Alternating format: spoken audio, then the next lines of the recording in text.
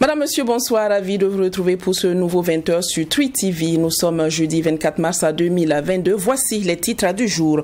Première conférence de presse du mouvement du peuple pour le progrès MPP depuis sa perte de pouvoir. Les membres de l'ex-parti au pouvoir au Burkina Faso exigent la libération immédiate de Roch Marc Christian Kaboré compte tenu du fait qu'aucun acte ne lui est reproché.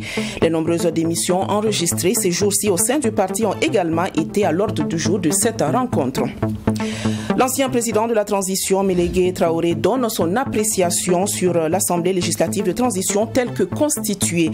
S'il se réjouit de la mise en place de l'institution, il reste tout de même sceptique quant au choix de certains membres.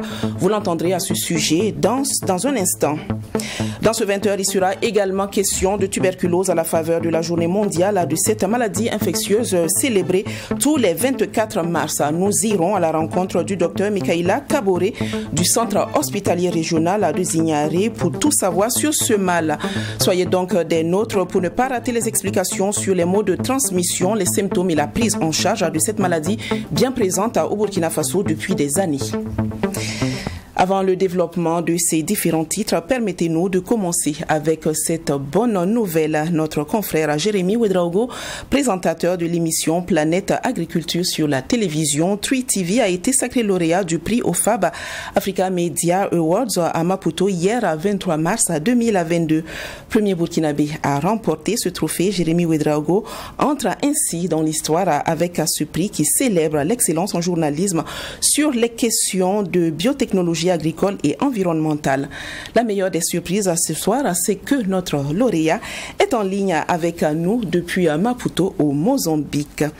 Jérémy Ouedraogo, bonjour. Comment vous sentez-vous 24 heures après cette consécration? Oui, bonsoir et merci à Twi TV pour cette opportunité. Mais avant de répondre à votre question, permettez-moi de faire un clin d'œil à ma famille biologique depuis la ville de Kongossi, au secteur 6 de Kongossi. Je voudrais aussi remercier toutes ces bonnes volontés et toutes ces personnes-là qui ont contribué d'une manière ou d'une autre à ma formation. Maintenant, pour répondre à votre question, je dirais que je me sens bien, je me sens honoré. Il faut préciser que c'est pas un prix que j'ai reçu, mais 2 prix. Je suis meilleur journaliste catégorie télévision et lauréat du Grand Prix africain. Je tenais en tout cas à préciser cela. Dans ma jeune carrière de journaliste, c'est pas rien. C'est pas rien, il faut le dire, c'est pas rien.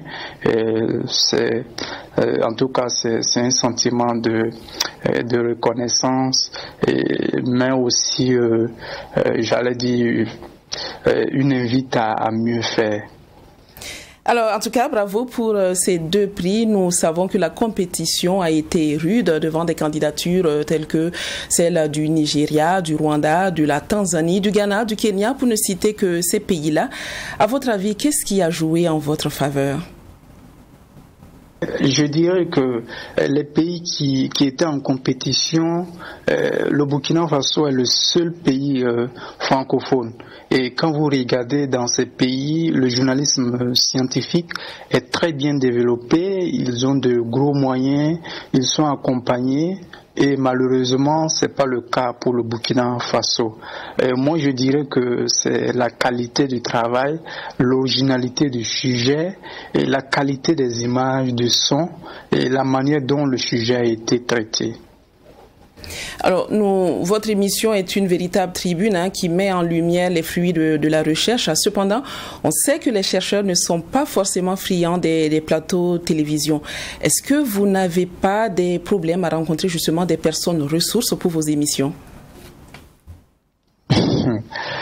Ben, moi, je ne veux pas répondre à la question de cette manière. En fait, Planète n'est pas que plateau. Hein. Nous avons un grand reportage où on traite de façon pointue un sujet et par la suite, nous invitons un spécialiste pour apporter des éléments de réponse sur les sujets qui n'ont pas été abordés dans le grand reportage. Mais le problème, c'est la résistance des acteurs et qui ne veulent pas communiquer. Et voilà, qui ne veulent pas. C'est pas qu'ils veulent pas communiquer, mais ils résument tout à l'argent.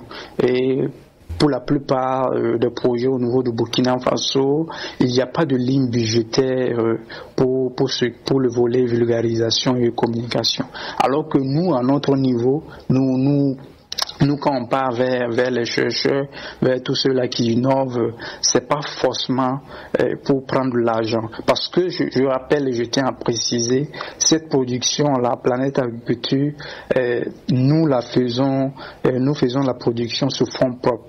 Mes collaborateurs et moi, Antoine Yamego, François Nikiema et moi-même, nous trouvons les moyens. Les petits moyens qu'on a, on essaie de mettre dedans pour pouvoir produire. Et quand vous regardez, c'est une grosse production qui demande beaucoup de déplacements. Et c'est pas toujours facile. C'est le lieu pour moi, en tout cas, d'interpeller les uns et les autres, en tout cas, de pouvoir nous accompagner dans cette aventure. Jérémy Ouédraogo, ces prix sont super bas, ça ne souffre d'aucune discussion, mais vous n'ignorez certainement pas que c'est aussi une invite à persévérer dans l'excellence. D'ailleurs, vous l'avez dit un peu plus haut. Alors, que pouvons-nous attendre de vous pour la suite? La suite, c'est travailler, toujours travailler, parce que quand on a été à ce niveau-là, on ne peut que travailler. Et je dirais en plus que, en termes de projet, vous savez, au niveau du Burkina Faso, seulement que 1% ne comprend, 1% de la population burkinabé comprend la langue officielle, le français. Alors que ce programme, la Planète Agriculture, est dédié au monde rural. Et quand on parle de monde rural, il faut forcément parler, langue locale. Donc notre objectif, mon équipe et moi, c'est de pouvoir en tout cas traduire ce magazine-là dans au moins 2 langues nationales et bien sûr multiplier les diffusions, en plus de Truth TV qu'on puisse également diffuser sur d'autres chaînes de télévision au niveau national. L'autre défi qu'on veut se lancer, c'est de pouvoir aussi aller à la conquête de la région ouest africaine francophone. C'est l'un des défis en matière bien sûr de production, mais aussi en matière de diffusion, parce que on veut quand même pouvoir diffuser ce magazine-là au niveau de l'Afrique de l'Ouest francophone. Mais c'est quelque chose qu'on ne va pas arriver sans soutien. Donc, moi, je voudrais en tout cas profiter de votre antenne pour interpeller les uns les autres à nous aider et à nous soutenir pour qu'on puisse en tout cas travailler sur ces projets-là. Parce que vous savez, sans formation, sans sensibilisation, on ne va pas pouvoir éradiquer la faim au niveau de Burkina Faso, on ne va pas pouvoir éradiquer la faim au niveau de l'Afrique. Parce que pour moi, je le dis toujours, la faim est un crime. Et ensemble, je crois qu'on doit se donner la main pour en tout cas relever ce défi. Merci. Jérémy Ouédraogo, merci de vous être prêté à nos questions. Nous vous souhaitons bon retour au pays et rendez-vous très prochainement pour de nouveaux défis. Et encore une fois, toutes nos félicitations pour ce prix OFAB Africa Media Awards reçu hier, 23 mars 2022 à Maputo, au Mozambique. Et Et puis le mouvement du peuple pour le progrès MPP demande la libération de l'ex-président Roch-Marc Christian Kaboré. Cela fait exactement 2 mois, jour pour jour, qu'il a été renversé par un coup d'État du MPSR et maintenu en résidence à surveiller. Roch-Marc Christian Kaboré se retrouve donc ainsi privé d'une partie de sa liberté avec seulement 1 heure par jour pour recevoir les siens. Face à la presse ce jeudi, Alassane Bala Sakandé et ses camarades ont exigé qu'il soit libéré. Par ailleurs, l'ancien président de l'Assemblée nationale s'est prononcé sur la vague de démission au sein du MPP. Michael Tougri. C'est un coup d'arrêt brutal de la démocratie burkinabé qui s'est opéré le 24 janvier dernier, selon le président du mouvement du peuple pour le progrès, Alassane Bala Sakandé. 2 mois après avoir perdu le pouvoir, le MPP sort de son silence. Première exigence de l'ancien parti au pouvoir, la libération du président Roch-Marc Christian Kaboré. Au MPP, le président Kaboré n'est pas en résidence surveillée, mais plutôt en détention. Résidence surveillée où il ne peut passer qu'1 heure avec ses enfants, où il n'a pas droit au téléphone, où il n'a pas droit à des visites qu'il aurait souhaitées, parce qu'aujourd'hui il ne peut le voir que son médecin, ses aides de camp, ses enfants, son épouse, et ce pour 1 heure. Le président Damiba même nous a fait comprendre, lorsqu'il a rencontré les partis, la raison du coup d'État, il a dit que c'est la question sécuritaire. Les morts, les déplacés. Que c'est pour cette raison qu'une partie des forces de défense et de sécurité a pris sur elle de mettre fin au pouvoir de Roch-Marc Christian Kaboré. Donc, s'il n'y a pas autre chose qui lui est reproché, s'il n'y a pas de dossier de justice, et si c'est ça aussi, on peut le lui souligner, je pense en toute honnêteté que le président Kaboré ne mérite pas cette situation-là. La perte du pouvoir par le MPP a également eu des conséquences. Déjà, une 50aine de militants ont jeté l'éponge et claqué la porte de l'ancien parti au pouvoir. Le président du parti, Alassane Bala Sakandé, dit prendre acte, mais lance un appel à la mobilisation des militants restés fidèles au parti. Une seule démission, je dis bien une seule démission, lorsque j'apprends ça me chagrine. A fortiori, un homme de 46 pour le moment qui a été avancé. Moi, on pouvait échanger, on pouvait discuter, parce qu'on n'a pas épuisé la discussion en interne. Du reste, comme je l'ai dit, je respecte leur choix. Mais il faut savoir que c'est ça aussi le fonctionnement d'un parti. Pendant qu'on était au pouvoir, il y avait des démissions, il y avait des adhésions. Aujourd'hui, nous ne sommes plus au pouvoir, il y aura des démissions et il y aura des adhésions. La prise du pouvoir par le MPSR le 24 janvier dernier a été justifiée par la dégradation de la situation sécuritaire. Au MPP, le constat établi 2 mois après le coup de force est la recrudescence des attaques terroristes au Burkina Faso. Alassane Bala Sakandé invite tous les acteurs de lutte contre le terrorisme à avoir le courage d'un examen de conscience et à changer de fusil d'épaule face à la complexité de la lutte contre les groupes armés au Burkina Faso. Nous restons avec Alassane Bala Sakandé, ancien président de l'Assemblée nationale à Burkinabé, sujet de plusieurs accusations telles que le détournement de fonds destinés à la construction de la nouvelle Assemblée nationale ou encore l'affaire des 17 véhicules qui auraient été retrouvés à son domicile. L'homme vous apporte sa part de vérité et c'est toujours au micro de Michael Tougri.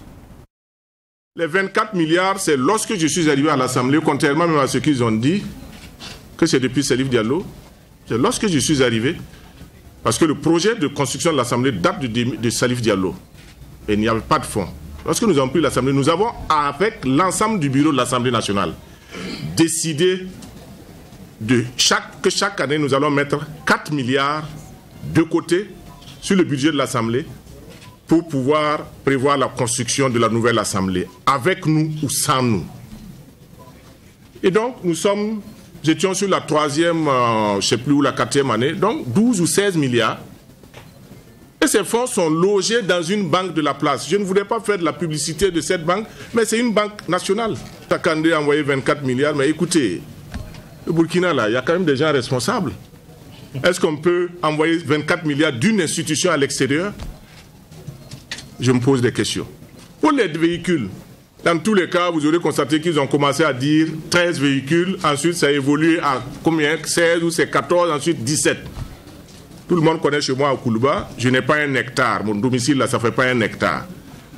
Je ne sais pas comment on peut parquer 17 véhicules dans une cour.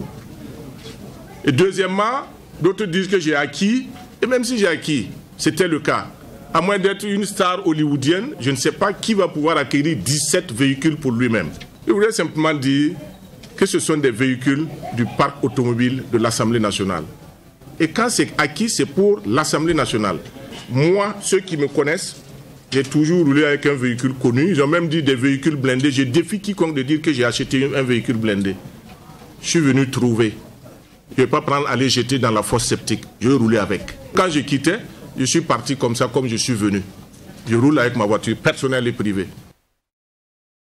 Que de départ au sein du mouvement du peuple pour le progrès. Moins de 2 mois après la chute du régime à Kaboré, plusieurs cadres et militants ont tourné le dos au parti qui pourtant avait porté à la tête du pays celui que tous appelaient notre champion, autrement dit Rochma Christian Kaboré.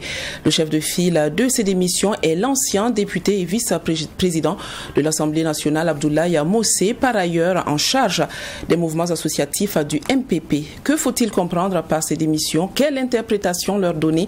Notre chef de desk politique, Bernard Bougma, fait son analyse dans cet élément de Adam Skaled Ouedraogo. Cette situation que vit le MPP était prévisible car les plaintes et les grognes en sourdine se faisaient de plus en plus assourdissantes.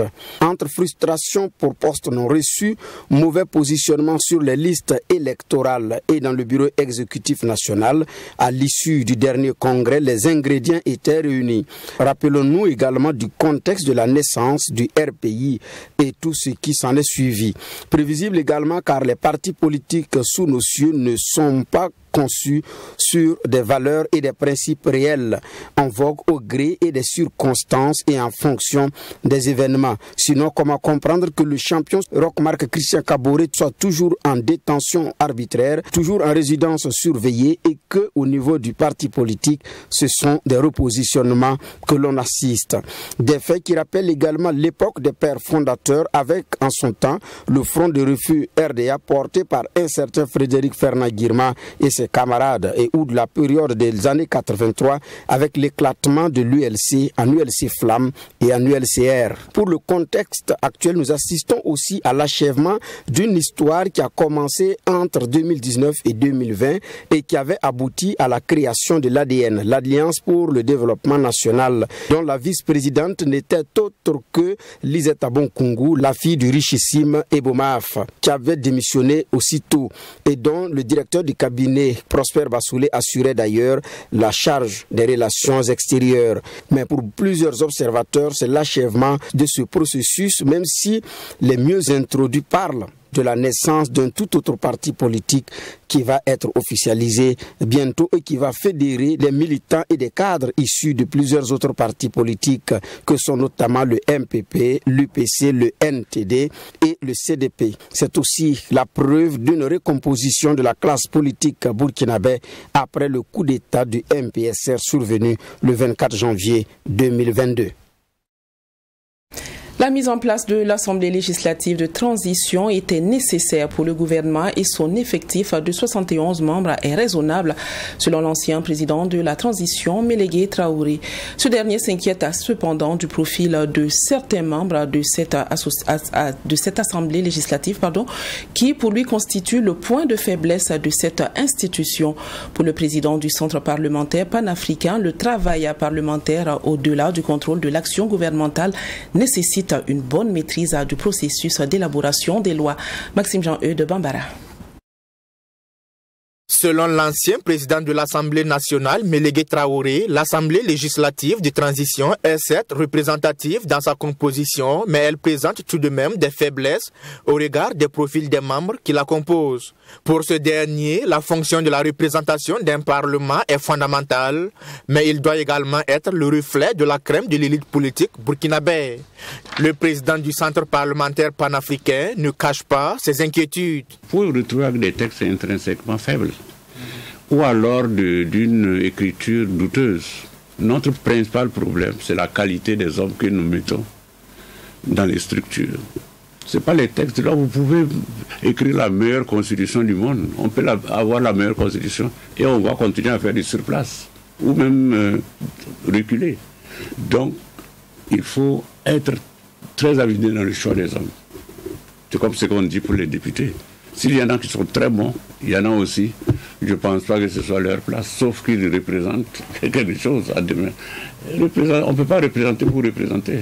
Il faut donc trouver des correctifs pour pallier ces faiblesses. Et pour ce faire, l'ancien président de l'Assemblée nationale propose de faire recours à la formation et aux assistants parlementaires qui ont de l'expertise dans l'élaboration des textes. Vous savez, on peut être un bon juriste sans savoir comment on fabrique la loi. Un bon juriste, il connaît bien les textes, mais il ne sait pas comment on les fabrique, forcément. Et ça, c'est les parlementaires qui doivent le savoir. Or, plus le parlementaire est outillé, mieux ça vaut. Quelle que soit la qualité du forgeron de Moussourugou, c'est pas lui qui va venir faire les lois. Ça ne va pas marcher.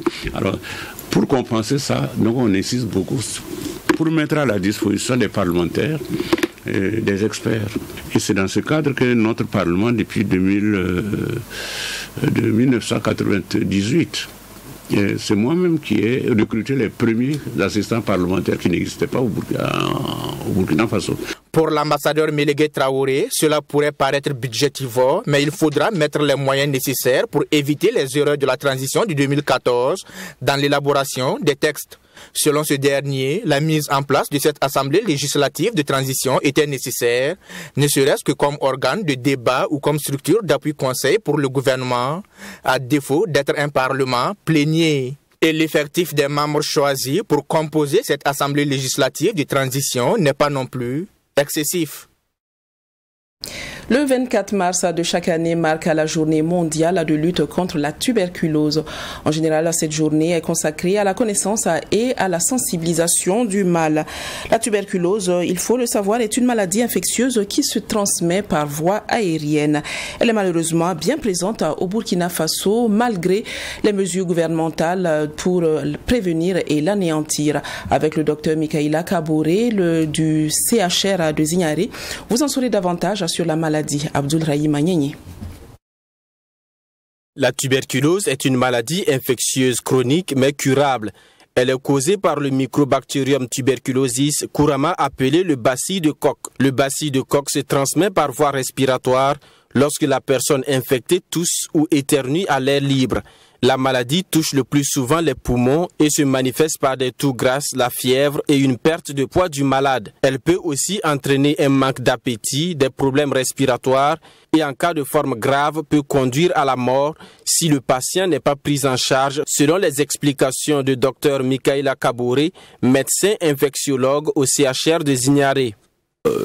Une personne qui fait la tuberculose, qui n'est pas prise en charge, la maladie peut évoluer vers la mort. C'est une maladie grave. Cliniquement, lorsque une personne est atteinte de la tuberculose, et plus précisément de la forme pulmonaire, parce que c'est la forme la plus fréquente, la personne va commencer à tousser. Voilà, donc il s'agit d'une toux qui va durer, qui va aller au-delà de 2 semaines.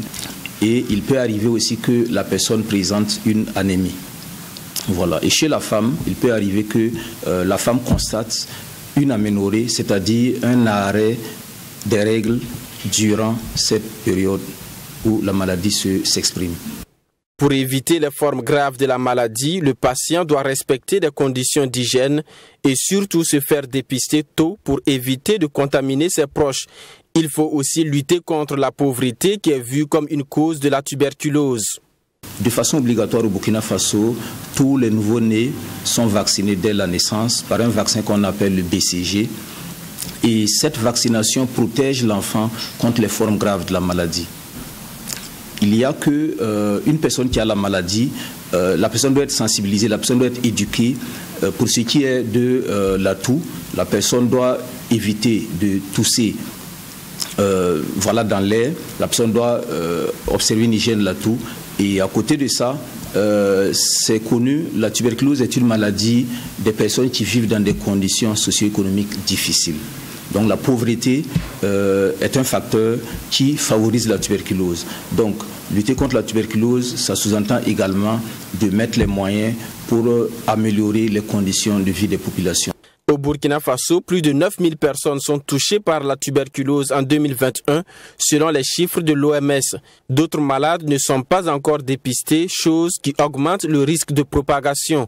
Il est donc conseillé de se présenter dans un centre de santé en cas de présence des symptômes de la maladie. Dr Kaboré précise que le traitement est efficace et se fait pendant 6 mois à 1 an selon la forme de la maladie.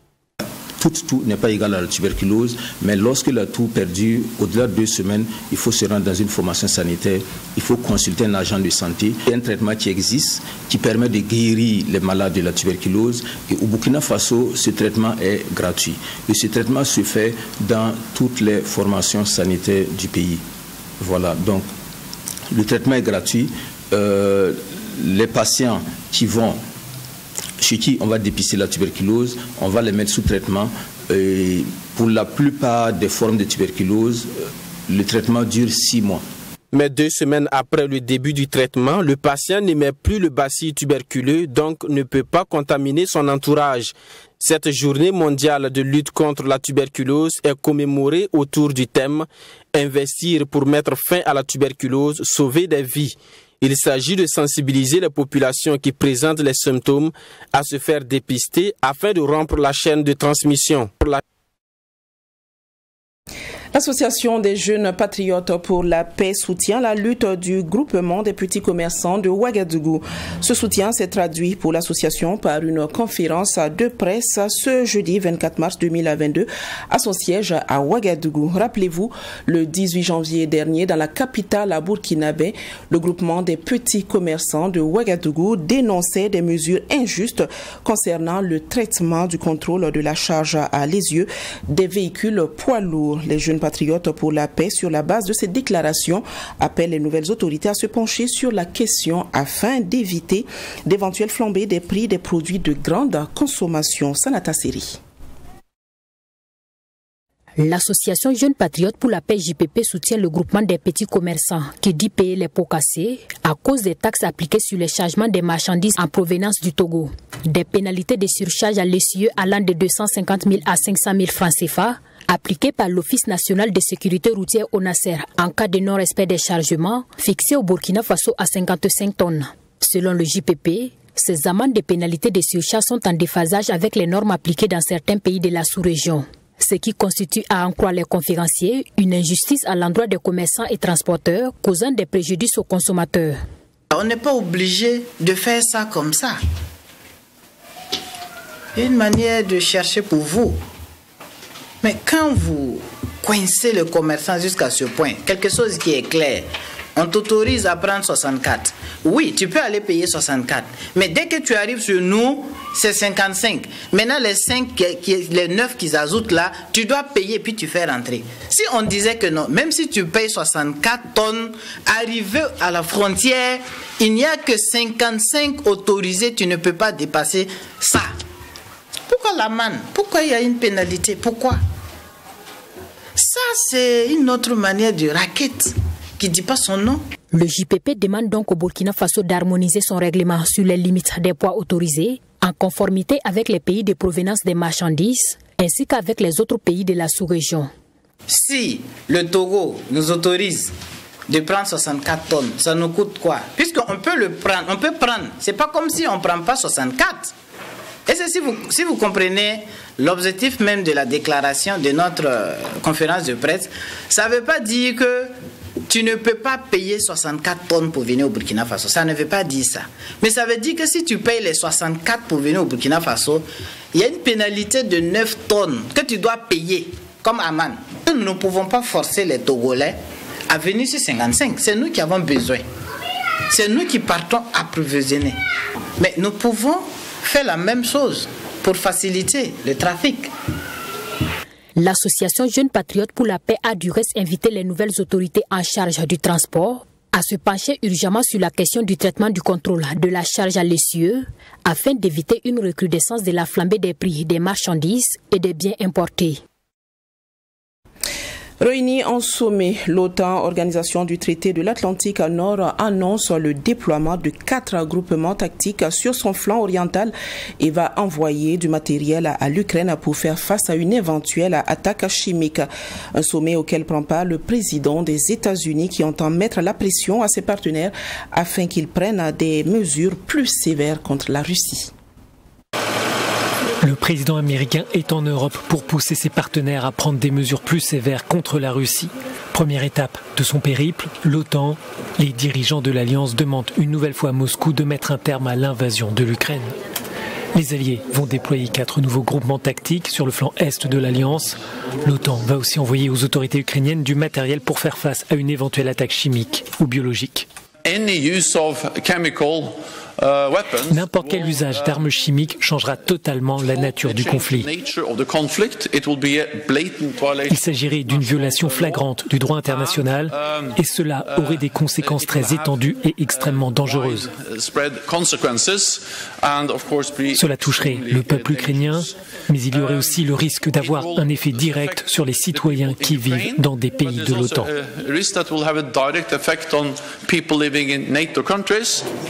Le président ukrainien est intervenu en visioconférence au sommet de l'Alliance. Volodymyr Zelensky a annoncé sa liste de revendications. Il souhaite 1% des avions et des tanks de l'OTAN.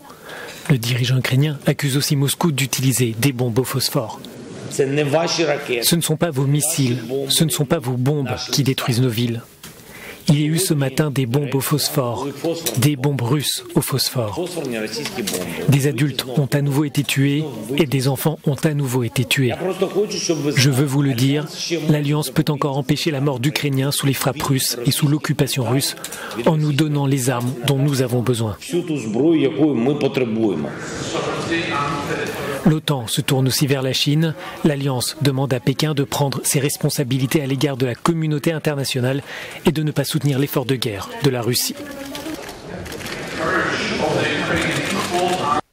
C'est la fin de cette édition. Encore une fois, je vous amène hors de nos frontières pour découvrir les merveilles du continent. Ce soir, c'est en Éthiopie que nous nous rendons pour voir à Harar, une ville musulmane fortifiée à l'est du pays. C'est un lieu sacré considéré comme la 4e ville sainte de l'islam. On y dénombre 82 mosquées et une architecture traditionnelle unique. La beauté des lieux est due aux ruelles étroites et aux murs calcaires recouverts de pigments. Classé au patrimoine mondial de l'UNESCO en 2006, Harar constitue une incontournable ville touristique. Je vous donne rendez-vous demain à 20h. Bonsoir.